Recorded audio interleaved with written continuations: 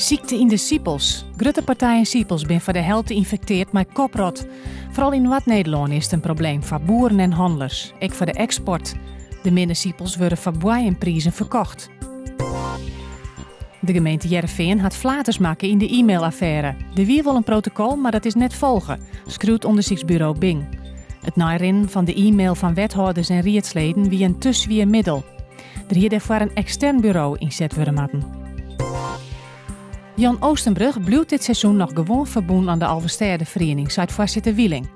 Wel moet te zien worden naar hoe er omgaan wordt met zijn dubbelfunctie als voorzitter van de Friese IJsbond en ijsmaster van de Alversterre-vereniging. En met hokker pet op Oostenbrug uitspraken doet. De oudpapieractie in Snits, de OPA, kan dochs bestaan blijven.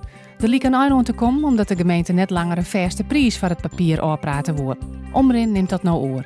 OPA bestaat 40 jaar, er is al een 650 ton oud papier ophellen. Joen en vannacht buiige rein en minder wien. Het wordt 5 graden. Morgen meest droog, zinnen, 9 graden en een matige noordwestenwind.